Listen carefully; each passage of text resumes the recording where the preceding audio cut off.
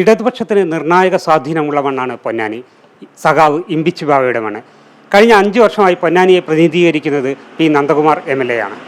ഒട്ടേറെ വികസന കാര്യങ്ങളാണ് ഈ 5 വർഷ കാലയളവിൽ പൊന്നാനിയിൽ നടപ്പിലാക്കിയിട്ടുള്ളത്. ഒരുപാട് സ്വപ്നങ്ങൾ അദ്ദേഹത്തിന് ഇനിയും ബാക്കിയുണ്ട്.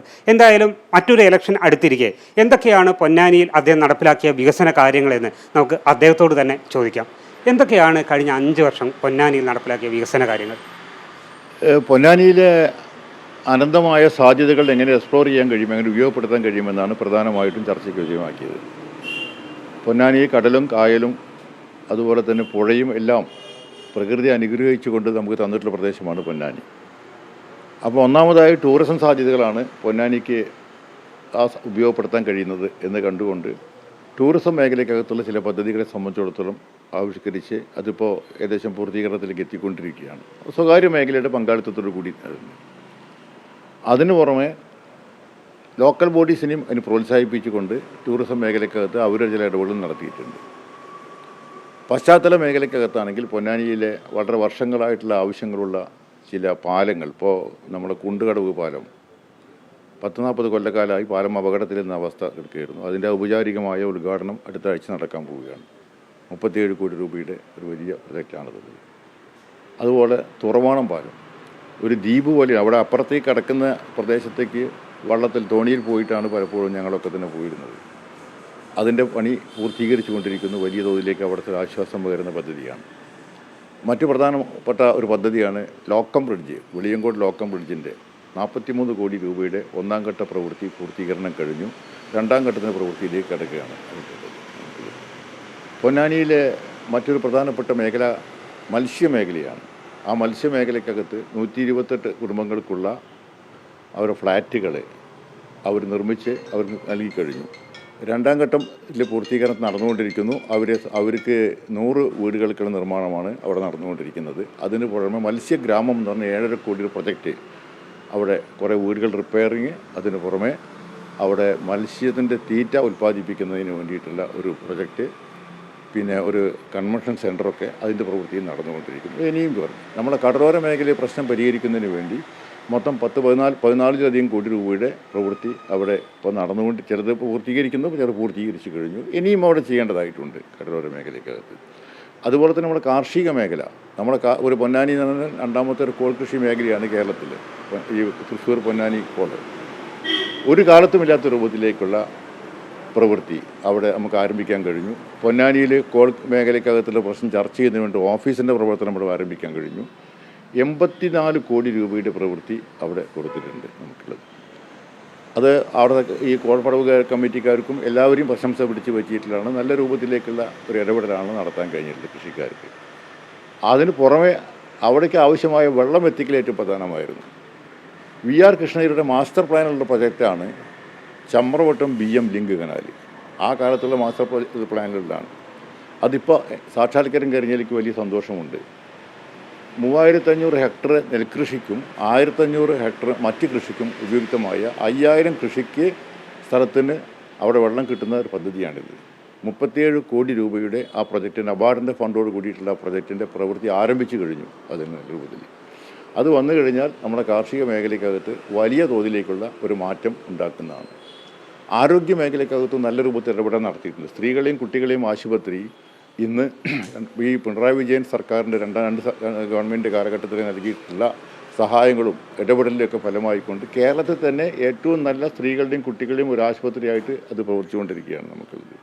നമ്മുടെ താലൂക്ക് ആശുപത്രിയും മെച്ചപ്പെട്ട തോതിലേക്കുള്ള പ്രവർത്തനം, വലിയ തിരക്കാണിതുള്ളത് നമുക്കുള്ളത് വലിയ രൂപത്തിൽ. കാരണം ഈ സാധാരണക്കാരനെ ആശ്രയിക്കാൻ കഴിയുന്ന ആശുപത്രികളായി ഇത് മാറി.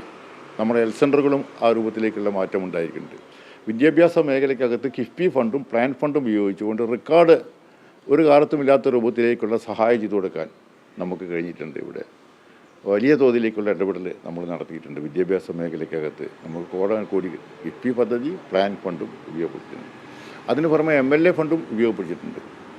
ഇങ്ങനെ വികസന കാര്യത്തിൽ ഇതിന് പുറമെ നമുക്കറിയാം ഈ സാംസ്കാരിക മേഖലയ്ക്കകത്തുള്ള ഇടപെടലും നമ്മൾ നടത്തിയിട്ടുണ്ട്. പൊന്നാനി ഫെസ്റ്റ് ഈ വർഷം നമ്മൾ ആരംഭിച്ചു. എല്ലാ വർഷവും ആരംഭിക്കണം, നടത്തണം എന്നാണ് നമ്മൾ ആലോചിച്ചുകൊണ്ടിരിക്കുന്നത് പൊന്നാനിക്കാരല്ലേ. ഈ ടേക്ക് എ ബ്രേക്ക് പൊന്നാനിയിൽ ഉണ്ടായിരുന്നേ ഇല്ല.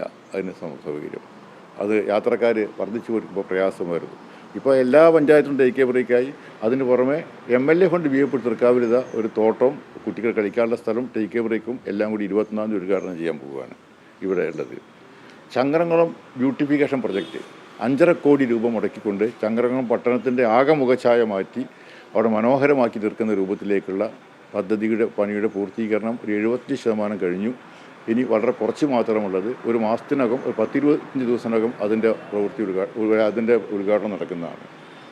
അങ്ങനെ വിവിധങ്ങളായ പദ്ധതികൾ നമുക്ക് ആവിഷ്കരിച്ച് നടപ്പാക്കാൻ കഴിഞ്ഞിട്ടുണ്ട്. സമഗ്രമായ വികസനത്തിൻ്റെ രൂപത്തിലേക്കുള്ള ധാരണ വെച്ചുകൊണ്ടാണ് നമ്മൾ പോയിക്കൊണ്ടിരിക്കുന്നത്. ഇനിയും പൊന്നാനി കുതിക്കേണ്ടതായിട്ടുണ്ട്.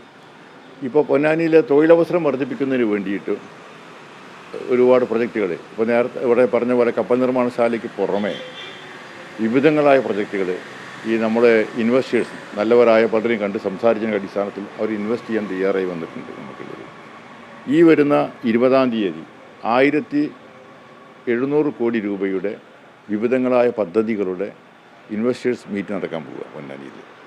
അപ്പോൾ ഒരുപാട് 12,000 ചെറുപ്പക്കാർ തൊഴിൽ കിട്ടുന്നതാണ് നമുക്കുള്ളത്. അതായത് ആരും നിക്ഷേപിക്കാൻ ആരും ഇല്ല എന്നൊരു തോന്നലൊക്കെ ഉണ്ടായിരുന്നു. നിക്ഷേപിക്കാൻ തയ്യാറായവരുണ്ട്, പൊന്നാനി വികസനം സഹായിക്കാൻ തയ്യാറാവുന്നത് തെളിവ് സഹിതം നമുക്ക് ജനങ്ങളുടെ മുമ്പിൽ അവതരിപ്പിക്കുകയാണ്. ഇതാ വന്നിരിക്കുന്നു എന്ന രൂപത്തിലേക്ക് ഈ ഇൻവെസ്റ്റേഴ്സ് മീറ്റ്. അപ്പോൾ ഒരു സമഗ്രമായ വികസനം പൊന്നാനി നടക്കുകയാണ്. വികസനത്തിൽ കുതിപ്പ് അഭിമാനത്തോടെ പറയാൻ കഴിയും. ഈ മലപ്പുറം ജില്ലയിൽ ഏറ്റവും അധികം വികസിച്ചു കൊണ്ടിരിക്കുന്ന ഒരു മണ്ഡലമായി പൊന്നാനി മാറിക്കഴിഞ്ഞു. അത് ഇനിയും മുന്നോട്ട് കൊണ്ടുപോകണം. ഇനിയും കുറേ സ്വപ്ന പദ്ധതികൾ നമ്മുടെ മുമ്പിലുണ്ട്. ആ പദ്ധതികൾ അത് പ്രധാനമായിട്ടും ടൂറിസം മേഖലയ്ക്കകത്തും വ്യാവസായിക മേഖലയ്ക്കകത്തുമാണ്. അതിനും ഉള്ള ഇടപെടൽ നടത്തിക്കൊണ്ടിരിക്കുകയാണ്. വികസനം എന്ന് തെരഞ്ഞെടുപ്പ് എന്ന് പറയുമ്പോൾ വികസനം മാത്രമല്ല, രാഷ്ട്രീയം കൂടിയാണ്. പൊന്നാനിയുടെ രാഷ്ട്രീയ കാലാവസ്ഥ ഇപ്പോൾ പൊന്നാനി മുൻ നഗരസഭ ഇടതുപക്ഷം തന്നെ ഭരിക്കുമ്പോഴും മറ്റ് ഗ്രാമപഞ്ചായത്തുകളൊക്കെ വലിയ തോതിൽ തിരിച്ചടി ഉണ്ടായിട്ടുണ്ട്. അപ്പോൾ എങ്ങനെയാണ് പൊന്നാനിലെ രാഷ്ട്രീയം അടുത്ത തെരഞ്ഞെടുപ്പ് വെക്കുമ്പോൾ കണക്കാക്കും? പൊന്നാനിത്തെ രാഷ്ട്രീയമായിട്ടുള്ള ഈ പഞ്ചായത്ത് തിരഞ്ഞെടുപ്പ് വെച്ചുകൊണ്ട് മാത്രം അളക്കാൻ കഴിയുന്നതല്ല. ഇടതുപക്ഷ പ്രസ്ഥാനത്തിന് വേറോട്ടുള്ളൂ. ഇപ്പോഴും ഞങ്ങൾക്ക് ഭൂരിപക്ഷമുള്ള മണ്ഡലമാണിത് നമുക്കുള്ളത്.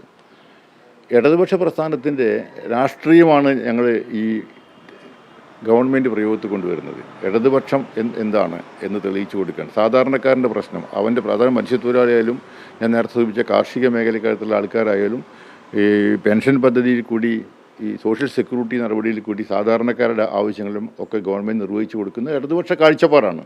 വിദ്യാഭ്യാസ മേഖലയ്ക്കകത്തുള്ള ഇടപെടൽ ഇടതുപക്ഷ കാഴ്ചപ്പാടാണ്. ആരോഗ്യ മേഖല, ആശുപത്രി മെച്ചപ്പെടുന്ന ഇടതുപക്ഷ കാഴ്ചപ്പാടാണ്. ഇന്ത്യയിലെ മറ്റ് സംസ്ഥാനങ്ങളിൽ നിന്ന് വ്യത്യസ്തമായി ഒരു ഇടതുപക്ഷ നയങ്ങൾ ഉയർത്തിപ്പിടിച്ചു കൊണ്ടുപോകുന്നതാണ് ഇടതുപക്ഷ ജനാധിപത്യ മുന്നണി ഗവൺമെൻറ്. ആ ഗവൺമെൻറ്റിനെ സംബന്ധിച്ച് ഇവിടെ ജനങ്ങൾക്ക് പൂർണ്ണ വിശ്വാസമാണുള്ളത്. നമുക്കത് ഞങ്ങൾക്ക് യാതൊരു വിധത്തിൽ ആശങ്കയുമില്ല. പൊന്നാനി മാത്രമല്ല, കേരളത്തിൽ ആശങ്കയില്ല. പൊന്നാനിയിലും മെച്ചപ്പെട്ട തോതിലേക്ക് നല്ല രൂപത്തിലേക്കുള്ള രാഷ്ട്രീയ സാഹചര്യം തന്നെയാണ് നിലനിൽക്കുന്നത്. ഈ പ്രചരണങ്ങളും ഞങ്ങൾക്കെതിരായ പ്രചരണങ്ങളൊക്കെ നടക്കും. സ്വാഭാവികമായിട്ടും തെരഞ്ഞെടുപ്പിനെ സംബന്ധിച്ച് വരുമ്പോൾ നടക്കും. പക്ഷേ വസ്തുതാപരമാവണം. ഞങ്ങൾ ചോദിക്കുന്നത് വികസനത്തിൻ്റെ കാര്യത്തിലാണെങ്കിൽ ഈ നയം ഇടതുപക്ഷ നയത്തിൻ്റെ അടിസ്ഥാനത്തിലാണ്. എന്തുകൊണ്ട് ഈ കിഫ്ബി പദ്ധതിയിൽ കൂടി പശ്ചാത്തല സൗകര്യം ഒരുക്കാൻ തീരുമാനിച്ചു?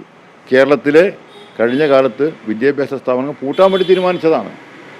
അല്ല, ഈ മണ്ഡലത്തിൽ തന്നെ നമുക്കറിയാം കല്ലൂർമേലെ വിദ്യാഭ്യാസ സ്ഥാപനം പൂട്ടാൻ തീരുമാനിച്ചു. അത്തരം വിദ്യാഭ്യാസ സ്ഥാപനം കച്ചവട സ്ഥാപനമല്ല, പൂട്ടാനുള്ളതല്ല, മെച്ചപ്പെട്ട രൂപത്തിലേക്ക് വേണം.